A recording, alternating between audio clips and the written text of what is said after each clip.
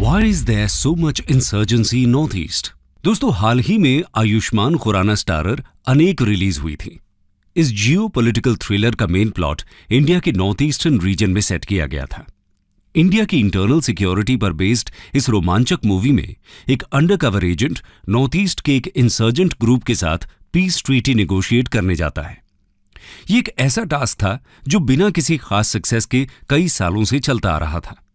लेकिन जैसा कि इस मूवी द्वारा शो किया गया, ये सब कुछ उतना आसान नहीं था। जहां एक तरफ इसमें नॉर्थ ईस्ट रीजन की खूबसूरती को कश्मीर जैसा स्वर्ग बताकर पोर्ट्रे किया गया है, वहीं दूसरी तरफ इसकी मेन स्टोरी लाइन इस रीजन में छाई इंसर्जेंसी के अराउंड रिवॉल्व करती है। दोस्तों, असल जिंदगी में भी नॉर्थ ईस्ट की कहानी कुछ इसी तरह आउटर ब्यूटी और इंटरनल कॉन्फ्लिक्ट्स के बीच गुथी हुई दिखाई पड़ती है। इंडिया का ये नॉर्थ ईस्टर्न रीजन इंडिपेंडेंस के समय से ही टर्मोइल का शिकार रहा है। तो आज की वीडियो में हम नॉर्थ ईस्ट में फैली इसी इंसर्जेंसी को आपके लिए डीकोड करेंगे। आज के डिस्कशन का मेन फोकस उन पहलुओं पर रहेगा जो इन इंसर्जेंसीज के पीछे मुख्य रूप से जिम्मेदार हैं। तो चलिए बिना देर किए इस डिस्कशन को आगे बढ़ाते हैं। Brief background. आइए इस वीडियो की शुरुआत इस रीजन से जुड़े कुछ बेसिक्स के साथ करते हैं। दोस्तों, ये तो हम जानते ही हैं कि इंडिया के ईस्टर्न मोस्ट हिस्से में स्थित north eastern region Assam, Tripura, Meghalaya, Arunachal Pradesh, Nagaland, Manipur, Mizoram और सिक्किम से मिलकर बना है। इंडिया के ये नॉर्थ ईस्टर्न स्टेट्स हमारे पड़ोसी देश बांग्लादेश, म्यांमार, चाइना, भूटान और नेपाल के साथ बॉर्डर्स शेयर करते हैं और इसीलिए इसको इंडिया के लिए साउथ ईस्ट एशिया का गेटवे भी कहा जाता है। आपको जानकर हैरानी होगी कि ये स्टेट्स लगभग 99% बॉर्डर दूसरे देशों के साथ शेयर करते हैं, जबकि कुल 1.1% इंडिया के साथ। ये रीजन मेनलैंड इंडिया के साथ कुल 22 किलोमीटर वाइड लैंड स्ट्रिप से जुड़ा है, जिसको सिलीगुड़ी कॉरिडोर या फिर चिकन्स नेक भी कहा जाता है। और इसकी यही सेंसिटिव लोकेशन इसको इंडिया के लिए स्ट्रेटेजिकली बहुत इंपॉर्टेंट बना देती है। इंडिपेंडेंस के समय north east reason Assam, north east frontier agency यानी प्रेजेंट डे अरुणाचल प्रदेश और princely states of Manipur and Tripura से बना हुआ था। प्रेजेंट डे नागालैंड, मेघालय और मिजोरम उस समय असम का पार्ट हुआ करते थे और फिर एक एक करके अलग अलग समय पर ये सभी स्टेट्स इंडिया का हिस्सा बने। दोस्तों, ये रीजन एक सिंगल एंटिटी नहीं है।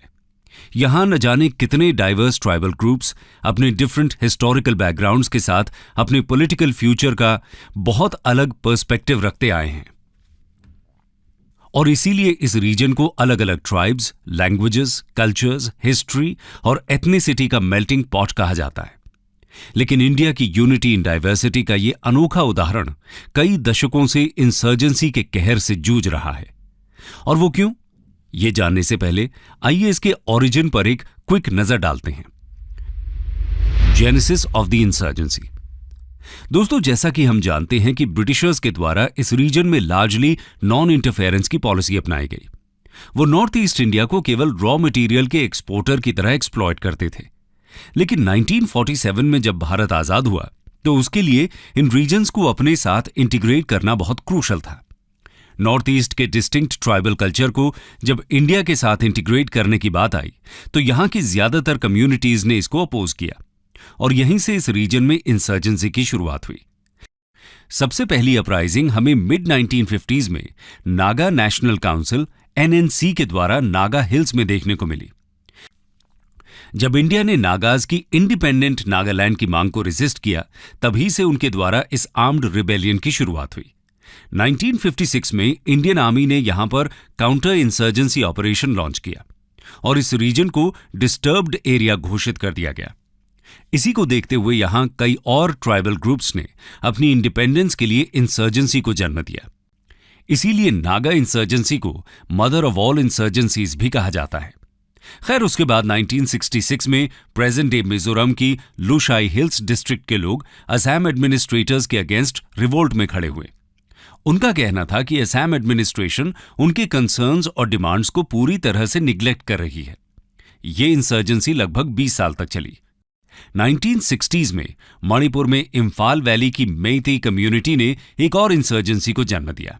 उनका कहना था कि 1949 में मणिपुर के प्रिंसली स्टेट को इंडिया के साथ डिसेप्शन से जोड़ा गया था। त्रिपुरा भी इंडिपेंडेंस के टाइम पर एक प्रिंसली स्टेट हुआ करता था। उस समय वहां 60% इंडिजिनस और 40% बंगाली पॉपुलेशन रहा करती थी। हालांकि उस समय वो इंडियन यूनियन के साथ पीसफुली मर्ज तो हो गया, लेकिन आगे आने वाले सालों में वहां कुछ डेमोग्राफिक शिफ्ट्स देखने को मिले। बेटर एजुकेटेड और प्रॉस्परस बंगाली कम्युनिटीज को जॉब्स और बाकी चीजों में प्रेफरेंस दी जाती, जिसकी वजह से त्रिपुरा के लोकल लोगों को डिस्क्रिमिनेशन फेस करना पड़ता था। इसी कारण 1980s में त्रिपुरा नेशनल वॉलंटियर्स ने इसके अगेंस्ट रिवोल्ट किया। इसी तरह असम में भी कई डीप रूटेड फैक्टर्स ने वहां एक लंबी इंसर्जेंसी को जन्म दिया।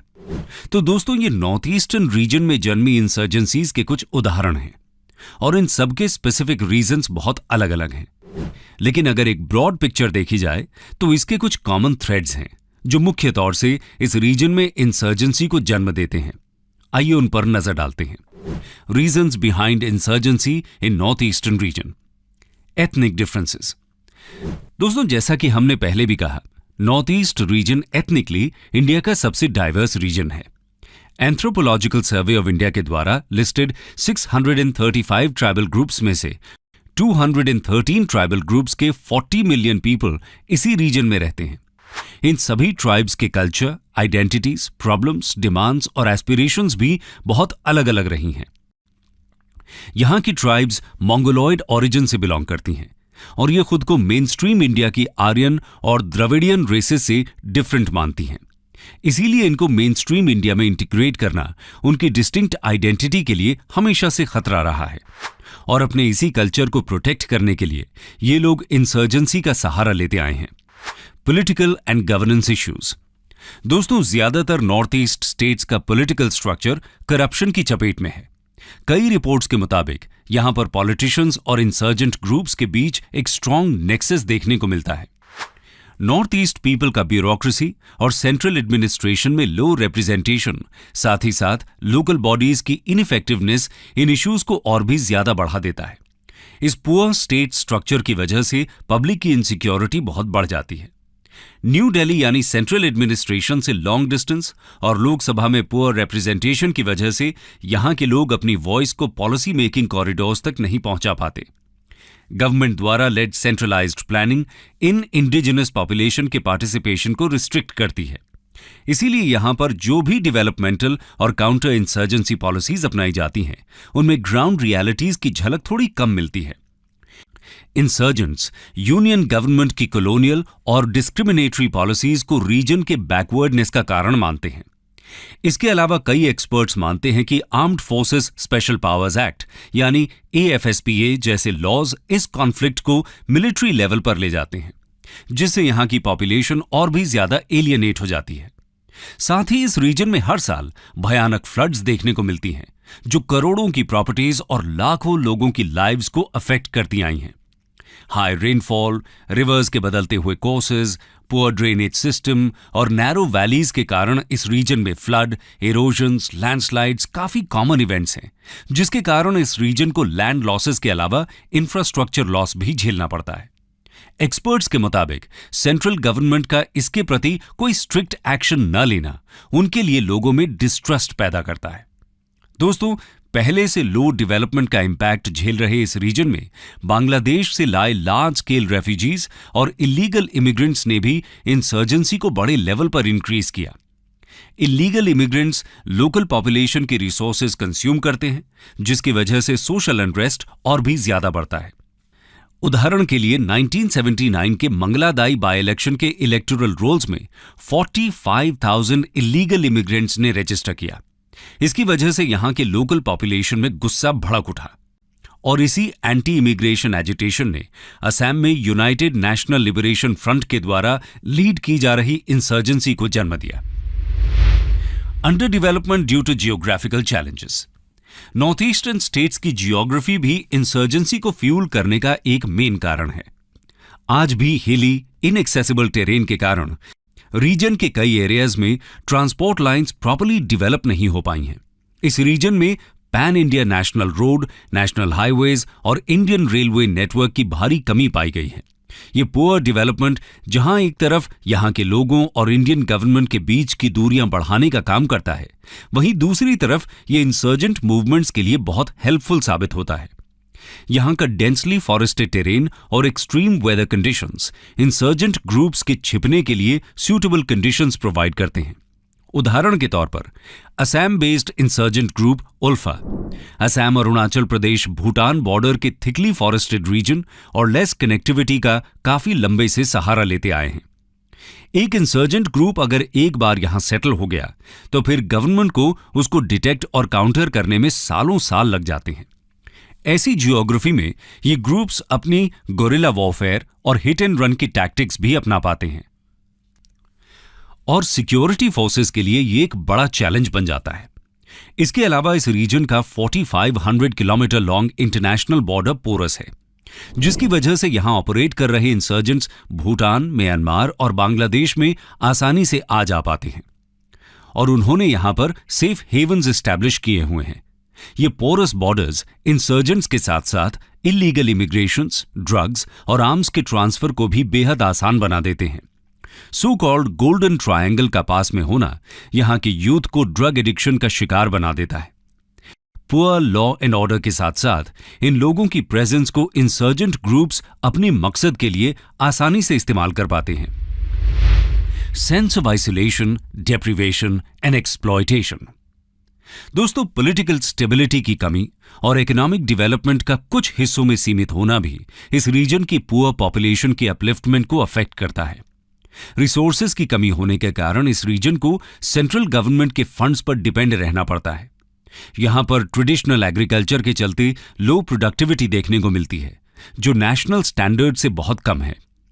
इंडस्ट्रियल और सर्विस सेक्टर्स में इंडिजिनस लोगों का पुअर रिप्रेजेंटेशन देखने को मिलता है। इस कारण यहां पर अनएम्प्लॉयमेंट और पॉवर्टी रेट भी हाई देखने को मिलते हैं और इसी वजह से यहां का लोकल यूथ पैसे कमाने के लिए इंसर्जेंसी और एक्सट्रीमिस्ट एक्टिविटीज की तरफ ज्यादा अट्रैक्ट होता रहा है। दोस्तों, हमें इस बात को समझना होगा कि इकोनॉमिक डेवलपमेंट के लिए सिक्योरिटी का होना बहुत जरूरी है और क्योंकि इस रीजन की 96% बाउंड्री सेंसिटिव इंटरनेशनल बॉर्डर्स बनाती है, इस वजह से यहां पर प्राइवेट इन्वेस्टमेंट का भी क्रंच देखने को मिलता है। 1962 में हुए चाइनीज अग्रेशन के बाद इस रीजन में लार्ज स्केल प्राइवेट इन्वेस्टमेंट की कमी देखी गई, जिसने डेवलपमेंट को फर्दर हिंडर किया है। इसके अलावा जब डेवलपमेंट की ओर कदम उठाया जाता है, तब अक्सर यहां के ट्रेडिशनल सोशल स्ट्रक्चर और मॉडर्नाइजेशन के एफर्ट्स क्लैश करते हुए दिखाई पड़ते हैं। इन्हीं कारण से ये स्टेट्स दूसरे स्टेट से कंपैरेटिवली पीछे छूट गए हैं और अगर आप गौर करें तो यहां के कई इंसर्जेंट ग्रुप्स इसी डिस्क्रिमिनेशन की कंप्लेन करते हुए इंसर्जेंसी को बढ़ावा देते हैं। External support. दोस्तों, इसके अलावा नॉर्थ ईस्ट इंसर्जेंसी को बूस्ट करने के पीछे एक मेन फैक्टर इंटरनेशनल सपोर्ट भी रहा है। 1950s और अर्ली 1960s में नॉर्थ ईस्ट इंडिया में आर्म्ड इंसर्जेंसीज को ईस्ट पाकिस्तान ने वेपन्स और ट्रेनिंग देकर सपोर्ट किया। उदाहरण के लिए 1960s में पाकिस्तान का special services group east Pakistan में मौजूद अपने बेसेस में नागा गोरिल्लास को ट्रेन किया करता था, लेकिन बाद में इनको चाइना से भी सपोर्ट मिलना शुरू हुआ। ये सपोर्ट 50 सालों से जारी है और इन 50 सालों में इस एड के तौर तरीके कई फेजेस से गुजरे हैं। माओ जेडोंग के टाइम पर चाइना ने इन ग्रुप्स को लगभग 15 साल तक डायरेक्ट सपोर्ट किया और इसकी शुरुआत तब हुई जब नागा नेशनल काउंसिल ने चाइना के यूनान प्रोविंस में शरण ली। 1960s में दलाई लामा के इंडिया में अराइवल और इंडो चाइना वॉर के बाद जब इंडिया और चाइना के रिश्तों में खटास आई, तब चाइना ने नागाज और बाकी नॉर्थ ईस्ट रेबल्स का खुलकर स्वागत किया। लेकिन डेंग जाओपिंग के दौर में चाइना ये इंटरवेंशन छोड़कर अपनी इकोनॉमिक कंडीशंस को सुधारने में लग गया। 2007 में एनएसए अजीत डोवाल ने भी ये कहा था कि 1980s में इन रेबल्स की ट्रेनिंग और वेपन्स के सप्लाई में सिग्निफिकेंट रिडक्शन हुआ था। चाइना ने ओपनली तो इन ग्रुप्स को सपोर्ट करना बंद कर दिया है, लेकिन उन्हें आर्म्स का एक्सेस चाइना के सो कॉल्ड ग्रे मार्केट से मिलता है। 2013 में सिपरी की China's exports of small arms and light weapons report ने बताया कि साउथ ईस्ट एशिया के कई गन मर्चेंट्स और ब्लैक हाउस जैसी एजेंसीज जिनमें चाइनीज मिलिट्री के रिटायर्ड मेंबर्स थे, वो इन स्मॉल आर्म्स को रेबल्स को बेचा करते थे।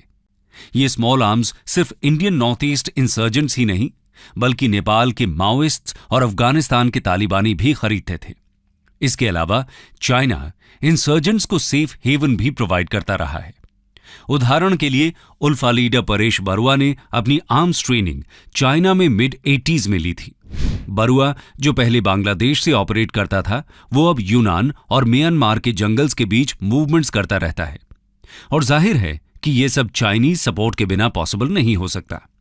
तो चाइना इंडिया के खिलाफ इन इंसर्जेंट्स को बार्गेनिंग चिप की तरह यूज करना चाहता है, और इसीलिए वो ना तो इनके साथ अपने कॉन्टैक्ट्स पूरी तरह से खत्म करता है और ना ही उन्हें खुलकर सपोर्ट करता है। ऊपर से आज म्यांमार में एक प्रो चाइना मिलिट्री रूल और बांग्लादेश और नेपाल में चाइना का बढ़ता इन्फ्लुएंस इस रिस्क को फिर से बढ़ा रहे हैं। ऐसे में इंडिया को एक्टिवली नॉर्थ ईस्ट में अपने बॉर्डर इंफ्रास्ट्रक्चर्स और इंटेलिजेंस नेटवर्क्स को इंप्रूव कर इंसर्जेंट ग्रुप्स को कंट्रोल करने की लड़ाई जारी रखनी होगी।